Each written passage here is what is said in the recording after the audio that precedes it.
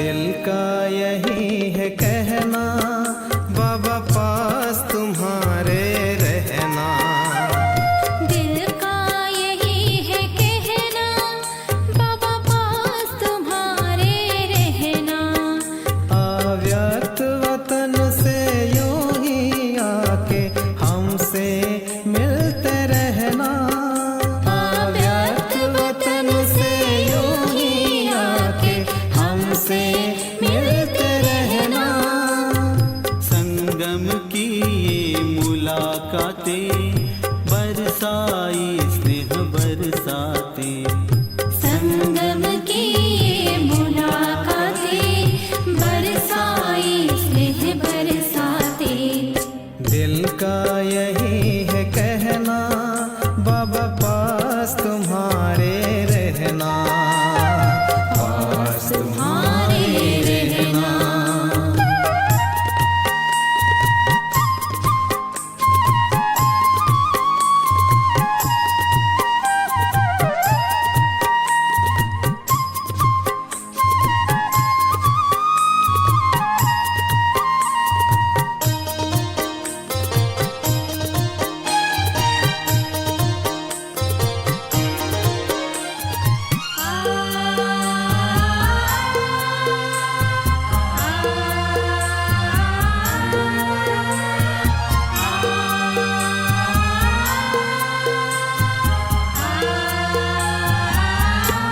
हमारे खातिर आप बाबा परम धाम से आए।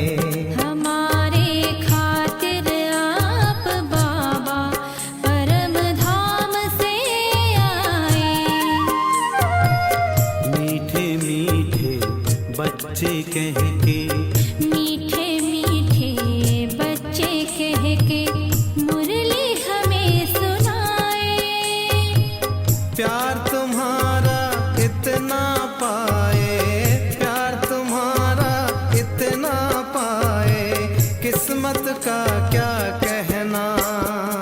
संगम की ये मुलाकातें बरसाई स्नेह बरसाते।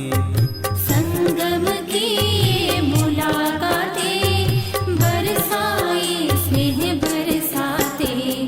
दिल का यही है कहना, बाबा पास तुम्हारे रहना। पास तुम्हारे रहना।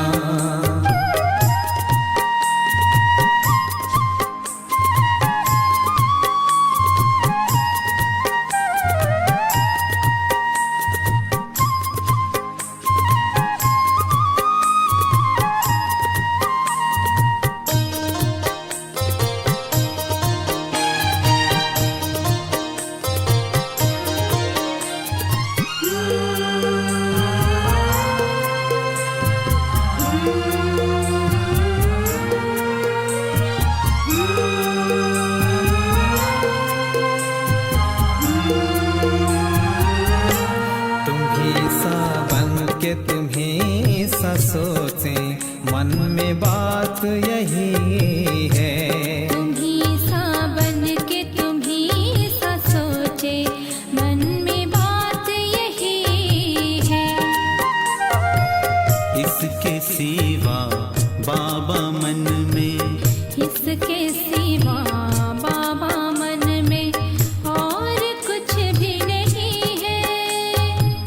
लगी लगन है ऐसी अब तो, लगी लगन है ऐसी अब तो, पहन गुणों का गहना। संगम की ये मुलाकातें बरसाई स्नेह बरसाते। संगम की ये मुलाकात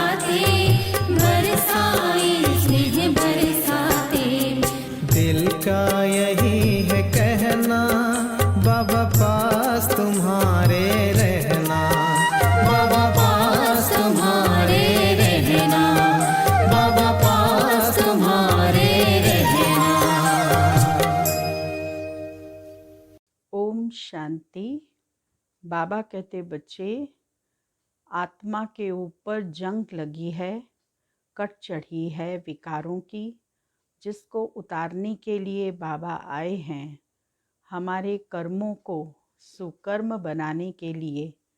तो बाबा कहते बच्चे, याद की यात्रा में निरंतर रहो तो तुम्हारी कट उतर जाएगी। 1 तारीख की वाणी है। मीठे बच्चे, बाप आए हैं तुम्हें कर्म अकर्म विकर्म की गुह्य गति सुनाने। जब आत्मा और शरीर दोनों पवित्र है तो कर्म अकर्म होते हैं। पतित होने से विकर्म होते हैं। प्रश्न है, आत्मा पर कट चढ़ने का कारण क्या है? कट चढ़ी हुई है तो उसकी निशानी क्या होगी? उत्तर, कट चढ़ने का कारण है विकार। पतित बनने से ही कट चढ़ती है। अगर अभी तक कट चढ़ी हुई है तो उन्हें पुरानी दुनिया की कशिश होती रहेगी। बुद्धि क्रिमिनल तरफ जाती रहेगी। याद में रह नहीं सकेंगे। बुद्धि यहाँ वहाँ भटकती रहेगी और बाबा को याद कर नहीं सकेंगे। ओम शांति। बच्चे इसका अर्थ तो समझ गए हैं। ओम शांति कहने से ही यह निश्चय हो जाता है कि हम आत्माएं यहाँ की रहवासी नहीं हैं। हम तो शांति धाम की रहवासी हैं। हमारा स्वधर्म शांत है। जब घर में रहते हैं फिर यहाँ आकर पार्ट बजाते हैं, क्योंकि शरीर के साथ कर्म करना पड़ता है। कर्म होता है एक अच्छा, दूसरा बुरा। कर्म बुरा होता है रावण राज्य में। रावण राज्य में सबके कर्म विकर्म बन गए। एक भी मनुष्य नहीं जिससे विकर्म न होता हो। इस रावण राज्य में पतित दुनिया में एक भी मनुष्य नहीं जो विकर्म न करता हो। मनुष्य तो समझते हैं साधु सन्यासी आदि से विकर्म नहीं हो सकता, क्योंकि वह पवित्र रहते हैं, सन्यास किया हुआ है। वास्तव में पवित्र किसको कहा जाता है, यह बिल्कुल नहीं जानते। कहते भी हैं हम पतित हैं। पतित पावन को बुलाते हैं। जब तक वह न आए तब तक दुनिया पावन बन नहीं सकती। यहाँ यह पतित पुरानी दुनिया है। इसीलिए पावन दुनिया को याद करते हैं। पावन दुनिया में जब जाएंगे तो पतित दुनिया को याद नहीं करेंगे।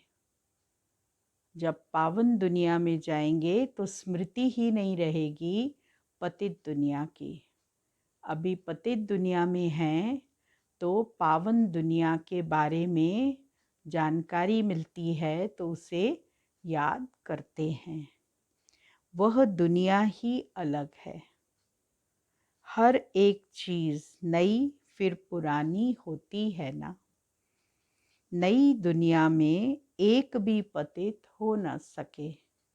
नई दुनिया का रचयिता है परम पिता परमात्मा। वही पतित पावन है।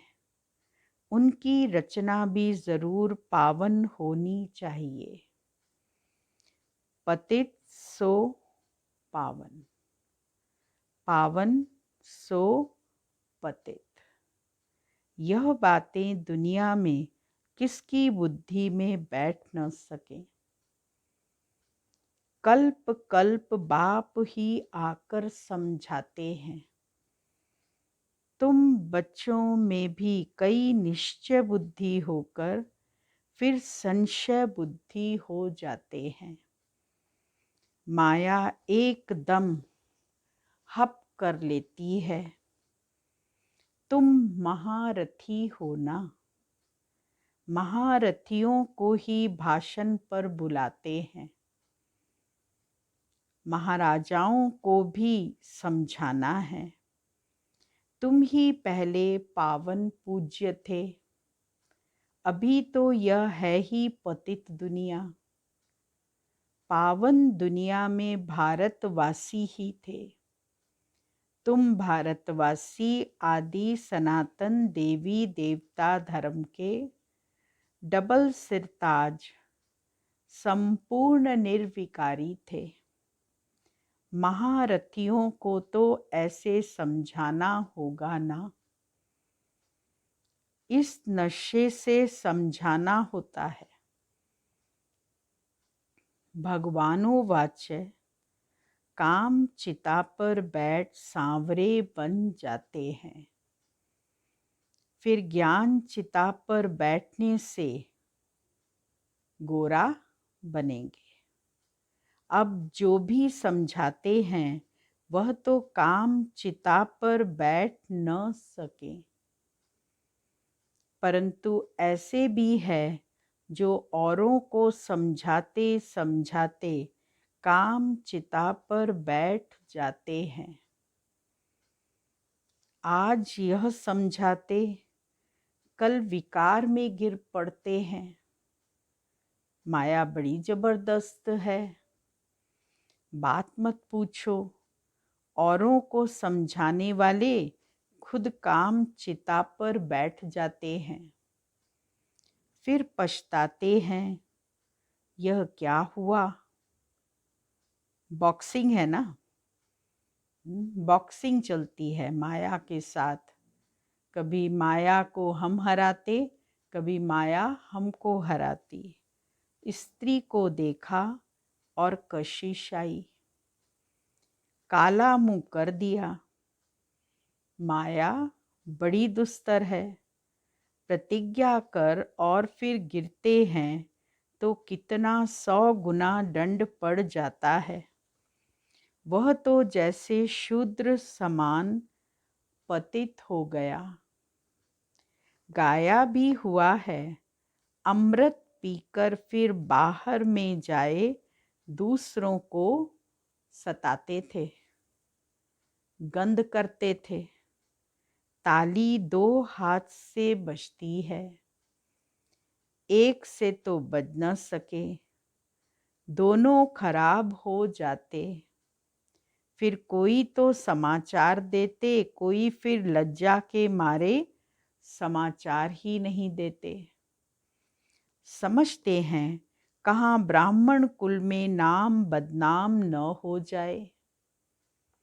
युद्ध में कोई हारते हैं तो हाहाकार हो जाता है। अरे इतने बड़े पहलवान को भी गिरा दिया। ऐसे बहुत एक्सीडेंट होते हैं। माया थप्पड़ मारती है। बहुत बड़ी मंजिल है ना। अब तुम बच्चे समझाते हो, जो सतो प्रधान गोरे थे वही काम चिता पर बैठने से काले तमो प्रधान बने हैं। राम को भी काला बनाते हैं। चित्र तो बहुतों के काले बनाते हैं, परंतु मुख्य की बात समझाई जाती है। यहाँ भी रामचंद्र का काला चित्र है। उनसे पूछना चाहिए काला क्यों बनाया है। कह देंगे यह तो ईश्वर की भावी है। यह तो चलता आता है, क्यों होता, क्या होता, यह कुछ नहीं जानते। अब तुमको बाबा समझाते हैं, काम चिता पर बैठने से पतित, दुखी, वर्थ नॉट ए पेनी बन जाते हैं। वह है निर्विकारी दुनिया। यह है विकारी दुनिया। तो ऐसे ऐसे समझाना चाहिए।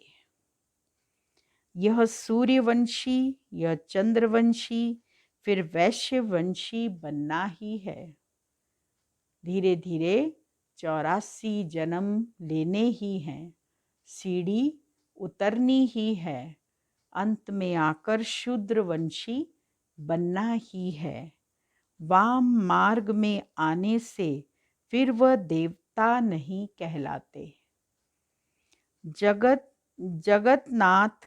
जगन्नाथ के मंदिर में ऊपर में देवताओं का कुल दिखाते हैं। ड्रेस देवताओं की है, एक्टिविटी बड़ी गंदी दिखाते हैं। बाप जिन बातों पर अटेंशन खिंचवाते हैं, ध्यान देना चाहिए। मंदिरों में बहुत सर्विस हो सकती है। श्रीनाथ द्वारे में भी समझा सकते हैं। पूछना चाहिए, इनको काला क्यों बनाया है? यह समझाना तो बहुत अच्छा है। वह है गोल्डन एज, यह है आयरन एज। कट चढ़ जाती है ना, अभी तुम्हारी कट उतर रही है। अभी तुम बच्चों की जंग उतर रही है। जो याद ही नहीं करते तो कट भी नहीं उतरती। जितना ज़्यादा योग करेंगे, बाबा को याद करेंगे, उतना कट उतरती जाएगी। बहुत कट चढ़ी हुई होगी तो उसे पुरानी दुनिया की कशिश होती रहेगी। सबसे बड़ी कट चढ़ती ही है। किस चीज़ से चढ़ती है कट? विकारों से। पतित भी उनसे बने हैं। अपनी जांच करनी है। हमारी बुद्धि क्रिमिनल तरफ तो नहीं जाती। अच्छे अच्छे फर्स्ट क्लास बच्चे भी फेल हो पड़ते हैं। अभी तुम बच्चों को यह समझ मिली है।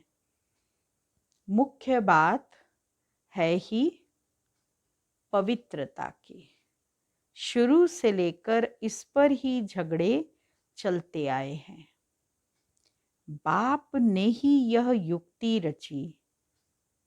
सब कहते थे, हम ज्ञान अमृत पीने जाते हैं। ज्ञान अमृत है ही ज्ञान सागर के पास। शास्त्र पढ़ने से तो कोई पतित से पावन बन नहीं सकते। पावन बन फिर पावन दुनिया में जाना है। यहाँ पावन बन फिर कहाँ जाएंगे? लोग समझते हैं फलाने ने मोक्ष को पाया। उनको क्या पता? अगर मोक्ष को पा लिया फिर तो उनका क्रिया कर्म आदि भी नहीं कर सकते। यहाँ ज्योत आदि जगाते हैं कि उनको कोई तकलीफ न हो, अंधियारे में ठोकरे न खाएं। आत्मा तो एक शरीर छोड़ दूसरा जाकर लेती है। एक सेकंड की बात है। अंधियारा फिर कहाँ से आया? यह रस्म चली आती है। तुम भी करते थे। अब कुछ नहीं करते हो। तुम जानते हो शरीर तो मिट्टी हो गया। वहाँ ऐसी रस्म रिवाज होती नहीं। आजकल रिद्धि सिद्धि की बातों में कुछ रखा नहीं है। समझो कोई को पंख आ जाते हैं, उड़ने लगते हैं, फिर क्या? उससे फायदा क्या मिलेगा? बाप तो कहते हैं मुझे याद करो तो विकर्म विनाश होंगे। यह योग अग्नि है जिससे पतित से पावन बनेंगे। नॉलेज से धन मिलता है।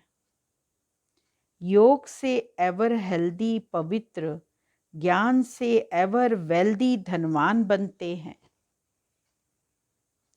योगी की आयु हमेशा बड़ी होती है, भोगी की कम। जो योगी होगा उसकी आयु लंबी होती है और जो भोगी होता है उसकी आयु कम होती है। कृष्ण को योगेश्वर कहते हैं। ईश्वर की याद से कृष्ण बना। उनको स्वर्ग में योगेश्वर नहीं कहेंगे, वह तो प्रिंस है। पास्ट जन्म में ऐसा कर्म किया है जिससे यह बना है। कर्म अकर्म विकर्म की गति भी बाबा ने समझाई है। आधा कल्प है राम राज्य, आधा कल्प है रावण राज्य। विकार में जाना यह है सबसे बड़ा पाप। सब भाई बहन है ना, आत्माएं सब भाई भाई हैं। भगवान की संतान होकर फिर क्रिमिनल असॉल्ट कैसे करते हैं? हम ब्रह्मा कुमार कुमारी विकार में जा नहीं सकते। इस युक्ति से ही पवित्र रह सकते हैं। तुम जानते हो अभी रावण राज्य खत्म होता है, फिर हर एक आत्मा पवित्र बन जाती है। उसको कहा जाता है घर घर में सोझरा। तुम्हारी ज्योत जगी हुई है। इस समय तुम्हारी ज्योति बाबा आकर के जगा रहे हैं। ज्ञान का तीसरा नेत्र मिला है। सतयुग में सब पवित्र ही रहते हैं। यह भी तुम अभी समझते हो। दूसरों को समझाने की बच्चों में नंबर वार ताकत रहती है। नंबर वार याद में रहते हैं। राजधानी कैसे स्थापन होती है, कोई की बुद्धि में यह नहीं होगा। तुम सेना हो ना, जानते हो याद के बल से पवित्र बन हम राजा रानी बन रहे हैं। फिर दूसरे जन्म में गोल्डन स्पून इन माउथ होगा। बड़ा इम्तहान पास करने वाले मर्तबा भी बड़ा पाते हैं। जितनी बड़ी परीक्षा पास करते हैं उतना बड़ा स्टेटस फिर प्राप्त करते हैं। फर्क पड़ता है ना, जितनी पढ़ाई उतना सुख। यह तो भगवान पढ़ाते हैं, यह नशा चढ़ा हुआ रहना चाहिए। चोब चीनी ताकत का माल मिलता है, ताकत की चीजें मिलती हैं। भगवान बिगर ऐसा भगवान भगवती कौन बनाएंगे? तुम अभी पतित से पावन बन रहे हो, फिर जन्म जन्मांतर के लिए सुखी बन जाएंगे, उच्च पद पाएंगे। पढ़ते पढ़ते फिर गंदे बन जाते हैं। देह अभिमान में आने से फिर ज्ञान का तीसरा नेत्र बंद हो जाता। माया बड़ी जबरदस्त है। बाप खुद कहते हैं बड़ी मेहनत है। मैं कितनी मेहनत करता हूँ ब्रह्मा के तन में आकर, लेकिन समझकर फिर भी कह देते ऐसे थोड़ी हो सकता है। शिव बाबा आकर पढ़ाते हैं, हम नहीं मानते। यह चालाकी है। ऐसे भी बोल देते हैं राजाई तो स्थापन हो ही जाएगी। कहते हैं ना, सच की बेड़ी हिलती है परंतु डूबती नहीं।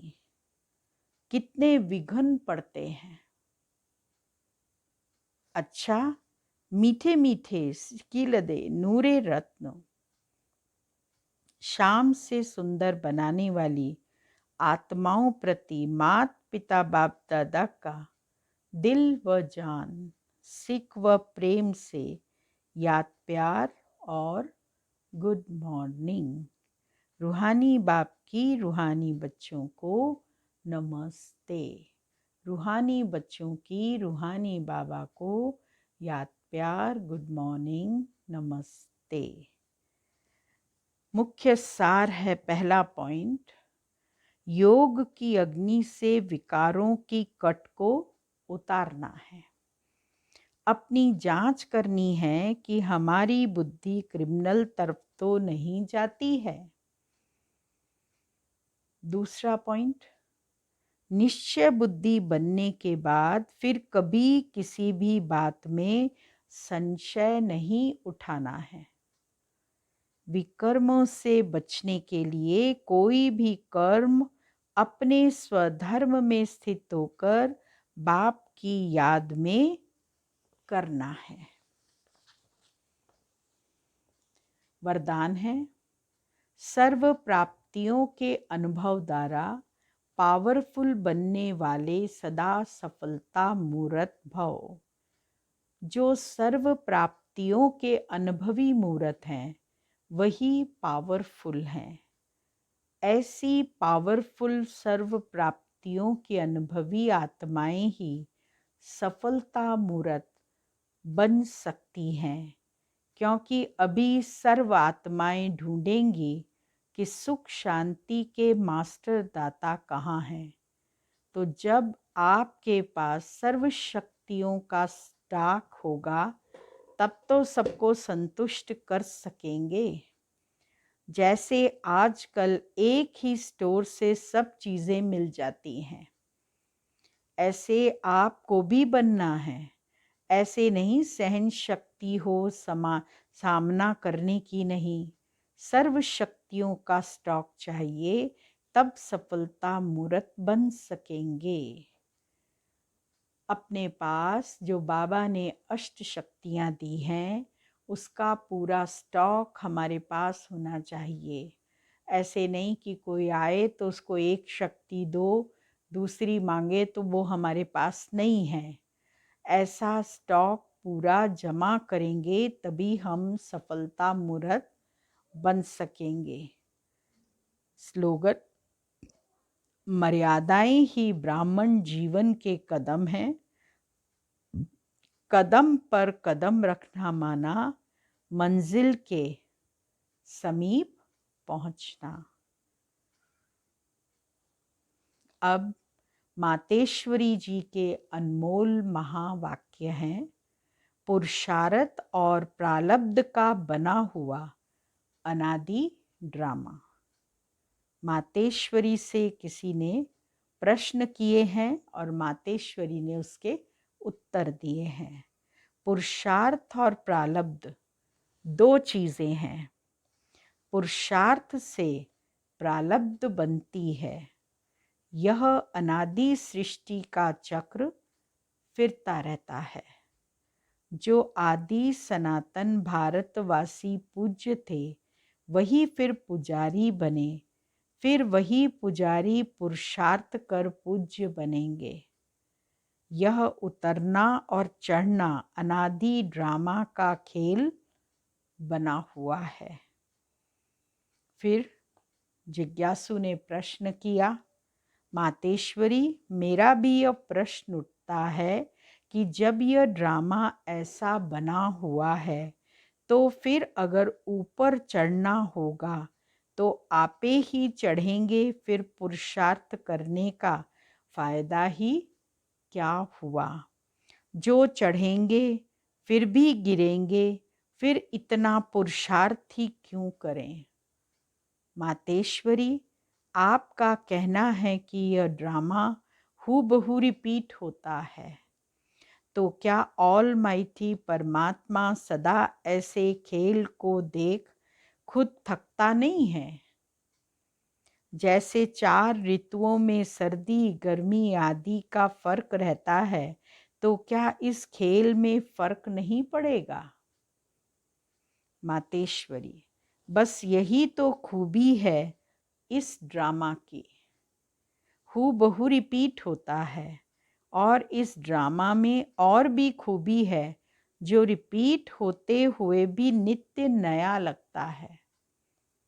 पहले तो अपने को भी यह शिक्षा नहीं थी, लेकिन जब नॉलेज मिली है तो जो भी सेकंड बाय सेकंड चलता है, भल हूबहू कल्प पहले वाला चलता है, परंतु जब उनको साक्षी समझ देखते हैं तो नित्य नया समझते हैं। अभी सुख दुख दोनों की पहचान मिल गई, इसीलिए ऐसे नहीं समझना अगर फेल होना ही है तो फिर पढ़े ही क्यों? नहीं, फिर तो ऐसे भी समझें, अगर खाना मिलना होगा तो आपे ही मिलेगा, फिर इतनी मेहनत कर कमाते ही क्यों हो? वैसे हम भी देख रहे हैं, अब चढ़ती कला का समय आया है, वही देवता घराना स्थापन हो रहा है, तो क्यों न अभी ही वो सुख ले लेवें। जैसे देखो, अब कोई जज बनना चाहता है तो जब पुरुषार्थ करेगा तब उस डिग्री को हासिल करेंगे ना। अगर उसमें फेल हो गया तो मेहनत ही बर्बाद हो जाती है, परंतु इस अविनाशी ज्ञान में फिर ऐसा नहीं होता। जरा भी इस अविनाशी ज्ञान का विनाश नहीं होता। करके इतना पुरुषार्थ न कर दैवी रायल घराने में न भी आए, परंतु अगर कम पुरुषार्थ किया तो भी उस सतयुगी दैवी प्रजा में आ सकते हैं, परंतु पुरुषार्थ करना अवश्य है, क्योंकि पुरुषार्थ से ही प्रारब्ध बनेगी। बलिहारी पुरुषार्थ की ही गाई हुई है। यह ईश्वरीय नॉलेज सर्व मनुष्यात्माओं के लिए है। पहले पहले तो अपने को एक मुख्य पॉइंट ख्याल में अवश्य रखनी है। जब इस मनुष्य सृष्टि झाड़ का बीज रूप परमात्मा है, तो उस परमात्मा द्वारा जो नॉलेज प्राप्त हो रही है वो सब मनुष्यों के लिए ज़रूरी है। सभी धर्म वालों को यह नॉलेज लेने का अधिकार है। भल हरेक धर्म की नॉलेज अपनी अपनी है, हरेक का शास्त्र अपना अपना है, हरेक की मत अपनी अपनी है, हरेक का संस्कार अपना अपना है, लेकिन यह नॉलेज सबके लिए है। भल वो इस ज्ञान को न भी उठा सके, हमारे घराने में भी न आवे, परंतु सबका पिता होने के कारण उनसे योग लगाने से फिर भी पवित्र अवश्य बनेंगे। इस पवित्रता के कारण अपने ही सेक्शन में पद अवश्य पाएंगे, क्योंकि योग को तो सभी मनुष्य मानते हैं। बहुत मनुष्य ऐसे कहते हैं, हमें भी मुक्ति चाहिए, मगर सजाओं से छूट मुक्त होने की शक्ति भी इस योग द्वारा मिल सकती है। अच्छा, ओम शांति। अभी तपस्या के ऊपर कुछ शिक्षाएं, कुछ पॉइंट्स आए हुए हैं, वो हम आपके ध्यान पर दिलाते हैं, जिससे आपकी जो तपस्या चल रही है, तपस्या को ढीला नहीं करना, तपस्या को और पावरफुल बनाना है। तो उसके अनुसार आप मनन चिंतन करके और अपनी तपस्या को पावरफुल बना सकते हैं। तपस्या द्वारा स्व परिवर्तन के लिए अव्यक्त बाप दादा की मधुर शिक्षाएं। तपस्या का फाउंडेशन बेहद का वैराग्य है। बेहद का वैराग्य अर्थात चारों ओर के किनारे छोड़ देना। किनारों को सहारा बनाने की बजाय श्रीमत व निमित्त बनी हुई आत्माओं के इशारे प्रमाण सेकंड में बुद्धि प्यारी से न्यारी बन जाए। न्यारा बनना ही किनारे छोड़ना है, और किनारे छोड़ना ही बेहद की वैराग्य वृत्ति है। तपस्या की सफलता का विशेष आधार एक शब्द का पाठ पक्का करना है। तपस्या अर्थात एक का बनना, अर्थात एक नामी। तपस्या अर्थात मन बुद्धि को एकाग्र करना। तपस्या अर्थात एकांत प्रिय रहना। तपस्या अर्थात स्थिति को एक रस रखना। तपस्या अर्थात सर्व प्राप्त खजानों को व्यर्थ से बचाना, एका नामी से चलना। अर्थात एक एक शब्द तपस्या के अंदर मिला है, उस पर हमको अपना अटेंशन देना है। पहला शब्द है एक का बनना, अर्थात एक नामी। फिर उसके बाद मन बुद्धि को एकाग्र करना, दूसरा शब्द। एकांत प्रिय रहना, तीसरा शब्द। स्थिति को एक रस रखना, चौथा शब्द। सर्व प्राप्त खजानों को व्यर्थ से बचाना, एका नामी से चलना, ये पांचवा शब्द है। इन 5 शब्दों के अंदर पूरी तपस्या समाई है। अपनी स्थिति के अंदर इन 5 शब्दों को समय प्रति समय यूज करते जाएं। तपस्या बड़े ते बड़ा समारोह है। तपस्या अर्थात बाप से मौज मनाना, मिलन की मौज, सर्व प्राप्तियों की मौज, समीपता के अनुभव की मौज, समान स्थिति की मौज। तपस्या का वातावरण वाणी के समारोह से भी ज़्यादा आत्माओं को बाप की तरफ आकर्षित करेगा। तपस्या रूहानी चुंबक है जो आत्माओं को शांति की शक्ति का अनुभव दूर से ही कराएगी। तपस्या के वाइब्रेशन, उसकी रूहानी चुंबक हमें अपनी तरफ खींचती है और शांति की शक्ति का अनुभव कराती है। मन को भी शांत रखती है, बुद्धि को भी शांत रखती है, कर्म इंद्रियां भी शांत रहती हैं। इसीलिए तपस्या करना अर्थात बाप की मौज में रहना, मिलन की मौज मनाना। इसीलिए अनुभव करो इस बात का। फिर साथ साथ चेक करना है कि तपस्या द्वारा स्वयं की संकल्प शक्ति में क्या विशेषता लाई। अंत आत्माओं के प्रति शुभ भावना, शुभ कामना का विधि द्वारा वृद्धि को कितना प्राप्त प्राप्त किया।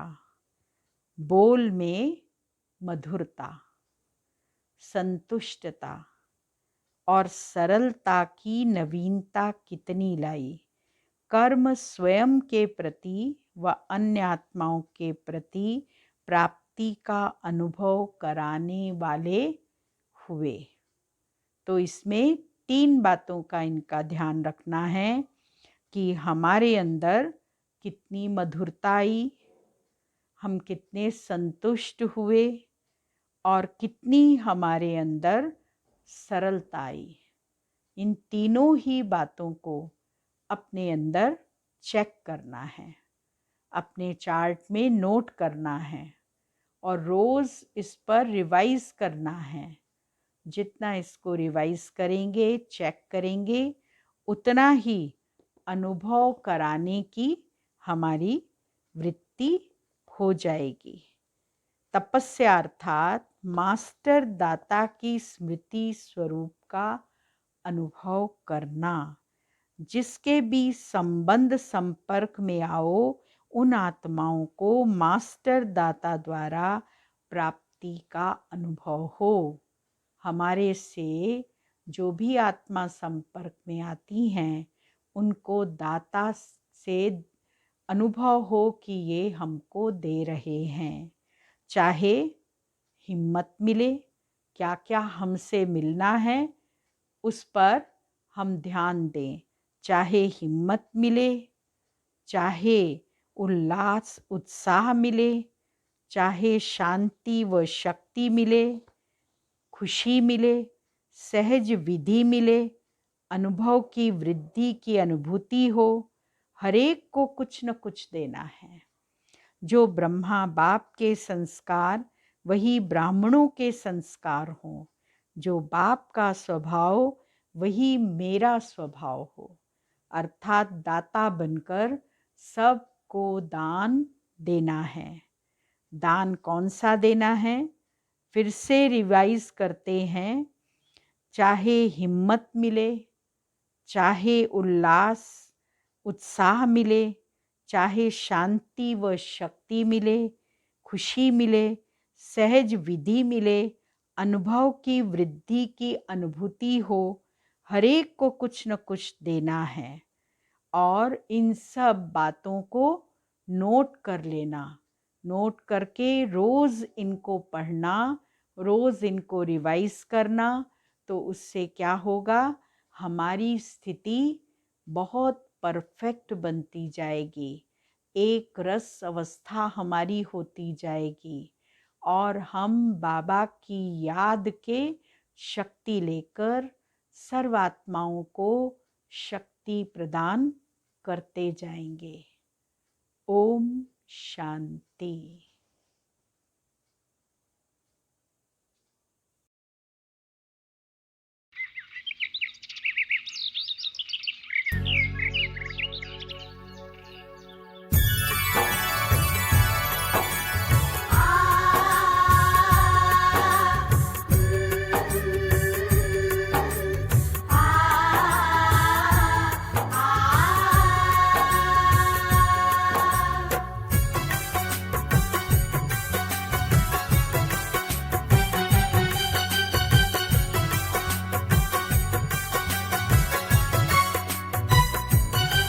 मेरे प्राण पपीहे का कहना, तेरे साथ ओ बाबा सदा रहना। मेरे प्राण पपीहे का कहना, तेरे साथ ओ बाबा सदा रहना। हम जमी पे रहे या कहीं पे रहे, तेरे साथ ओ बाबा सदा रहना। मेरे साथ ओ बाबा सदा रहना। मेरे प्राण पपीहे का कहना, मेरे साथ ओ बाबा सदा रहना। मेरे साथ ओ बाबा सदा रहना।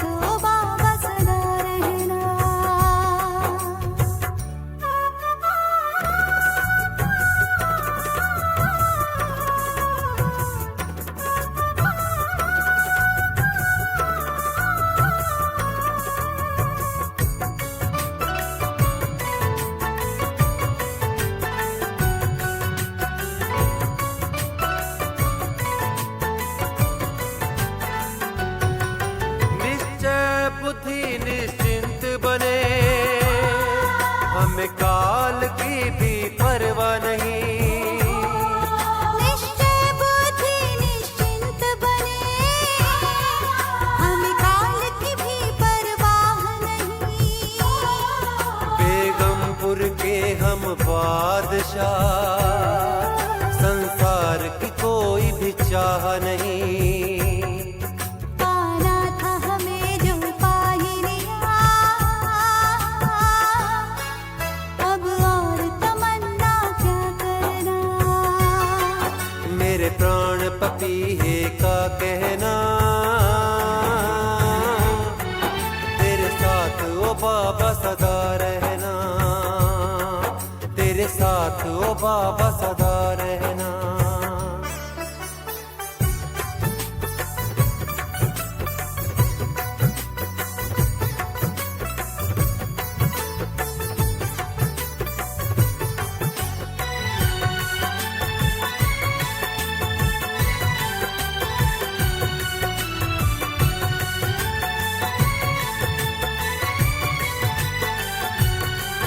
ये दुनिया पुरानी अपनी नहीं, बेगाने घर में रहना नहीं।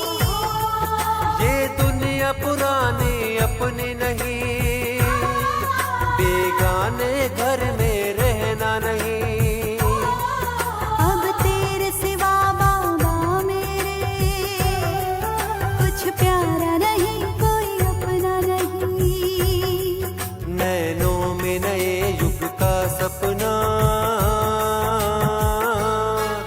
इन सपनों को ही सच करना। मेरे प्राण पपीहे का कहना, तेरे साथ ओ बाबा सदा रहना। तेरे साथ ओ बाबा सदा